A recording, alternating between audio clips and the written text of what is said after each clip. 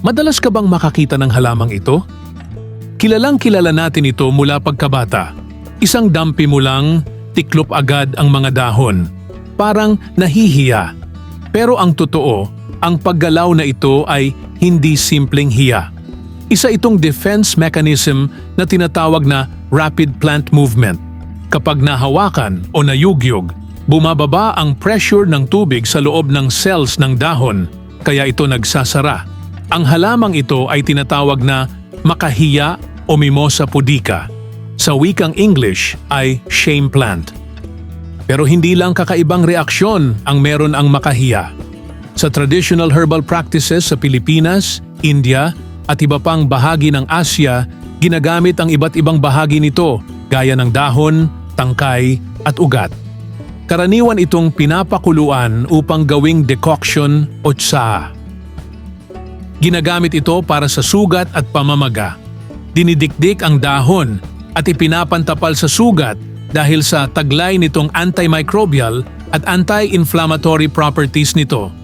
Pantulong sa pagtatae, ang pinakuluang dahon o ugat ay ginagamit sa ilang lugar bilang herbal remedy para sa mild diarrhea, suporta sa ihi at urinary health. Sa tradisyonal na herbal practice, ginagamit ito bilang mild diuretic. May taglay din itong antioxidants na tumutulong labanan ang oxidative stress sa katawan. Health is wealth, kaya dapat nating alagaan ang ating kalusugan. Nakababahala ang magkaroon ng iba't ibang uri ng sakit, lalo na kapag ito ay malala na. Ang mga problemang ito habang maaga pa ay dapat maagapan. Mas mabuti din na magkaroon tayo ng higit na kaalaman sa mga halamang gamot na maari nating makuha diyan lamang sa ating paligid. Narito pa ang ilang ligaw na halamang gamot at ang benepisyo nito sa ating kalusugan. Ito naman ay ang uray o colitis na isang karaniwang ligaw na halaman sa Pilipinas. Tinatawag din itong amaranth o Chinese spinach. Madalas tumutubo sa bakanteng lote at taniman. Kadalasan itong napagkakamalang simpleng damo, pero nakakain ang batang dahon nito at niluluto parang gulay. Sa tradisyonal na paggamit sa ilang lugar, ang dahon nito ay kinakain bilang pampalakas at pampadami ng dugo dahil sa iron content. May mga komunidad din na gumagamit ng pinakuluang dahon bilang panghugas sa minor skin irritation. Gayunpaman, dahil may tinik ang tangkay nito, kailangan mag-ingat sa paghahani. At gaya ng ibang ligaw na gulay, siguraduhing malinis ang pinanggalingan bago kainin. Marahil nagtataka ka kung bakit kasama ito sa listahan. Ito ay ang stinging nettle, isang halamang madalas iwasan dahil sa hapdi na dulot nito kapag nahawakan. Ang maliliit nitong balahibo ay may taglay na natural chemicals tulad ng formic acid at histamine na nagdudulot ng pangangati at parang paso sa balat. Pero sa kabila ng depensang ito, matagal na itong ginagamit sa iba't ibang bansa bilang halamang may potensyal na benepisyo sa kalusugan. Kapag pinatuyo o niluto ang dahon nito, nawawala ang sting o balahibong tinik at nagiging ligtas itong gamitin sa tamang paraan. Mayaman ito sa calcium, magnesium at vitamina A, C at K. Sa traditional herbal practices sa Europe, ginagamit ito para sa pananakit ng kasukasuan, lalo na sa arthritis at minsan ay para sa seasonal allergies. Sa ilang lugar, ang ugat nito pag pinakuluan at ginawang tsaa ay ginagamit bilang suporta sa prostate health ng mga lalaki. Niluluto naman ang mga dahon nito, ginagawang gulay. Ito naman ang muta o nutgrass, isang matibay na ligaw na damo na mahirap alisin dahil sa malalim at kumakalat nitong ugat. Pero sa tradisyonal na medisina sa Asia, lalo na sa Ayurveda, ginagamit ang ugat nito para sa pananakit ng tiyan, kabag, hindi regular na pagdumi, at menstrual discomfort. Karaniwan itong pinatutuyo at pinapakuluan bilang herbal decoction.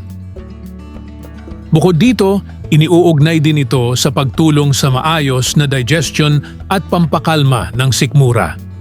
May taglay din itong natural compounds na pinag-aaralan dahil sa posibleng anti-inflammatory at antioxidant properties. Isang halamang madalas ituring na peste, pero sa likod nito ay siya palang kapaki-pakinabang. Ang devilweed, na kilala sa Pilipinas bilang hagonoy, ay isang mabilis tumubong ligaw na halaman na karaniwang makikita sa bakanteng lote at gilid ng kalsada. Madalas itong ituring na invasive weed dahil mabilis itong kumalat at tabunan ang ibang halaman. Pero sa tradisyonal na paggamit sa ilang bahagi ng Southeast Asia, kilala ang hagonoy sa paggamit nito sa sugat.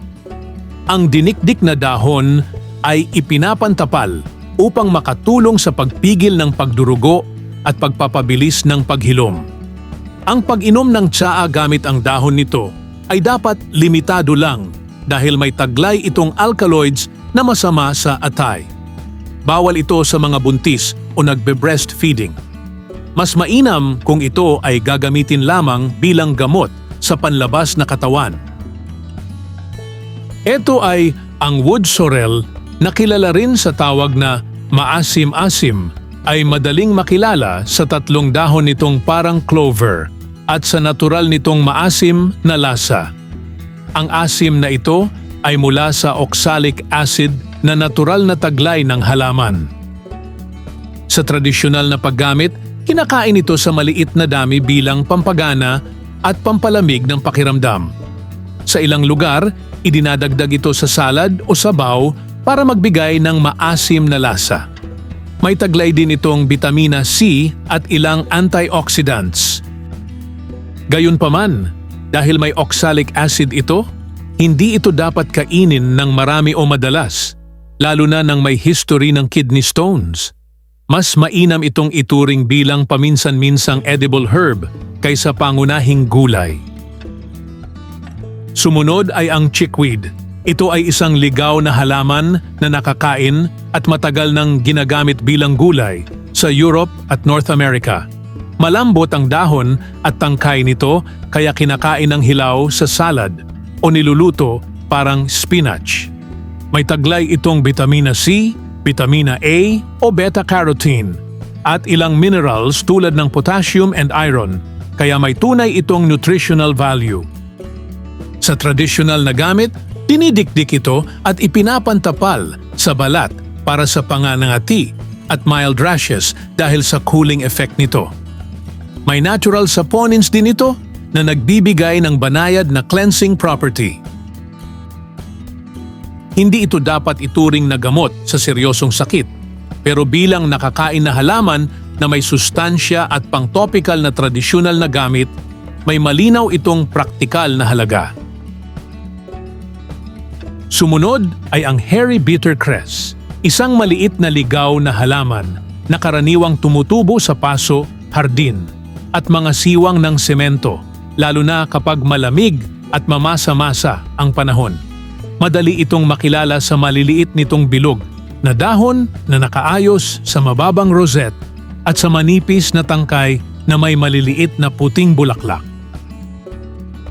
Bahagi ito ng mustard family, kaya may bahagyang anghang o peppery na lasa ang dahon nito, kahawig ng arugula o mustard greens. Dahil dito, nakakain ito at minsan ginagamit bilang salad green o pampalasa sa sandwich at sabaw. May taglay itong vitamina C at iba pang plant compounds na karaniwan sa mga miyembro ng Brassica family. Hindi ito kilalang pangunahing halamang gamot, kundi mas itinuturing na edible weed. Gayunpaman, tulad ng ibang ligaw na halaman, kailangan suriing mabuti ang pagkakakilanlan at siguraduhing hindi ito galing sa lugar na maaaring kontaminado ng kemikal. Ito naman ang dandelion. Lahat ng klase ng halamang ito, anuman ang kulay ng bulaklak ay itinuturing na edible. Ibig sabihin, safe itong kainin. Ang dandelion ay isa sa mga pinakaminamaliit na ligao na halaman, pero halos lahat ng bahagi nito ay may gamit. Bukod sa pagiging kilalang panlinis ng atay, Sa tradisyonal na herbal practices, ginagamit din ang ugat nito para suportahan ang maayos na digestion. Madalas itong gawing tsaa o kaya ay iniihaw at ginagawang parang kape sa ilang bansa. Ang mga dahon naman nito ay natural diuretic, kaya tumutulong maglabas ng sobrang tubig sa katawan.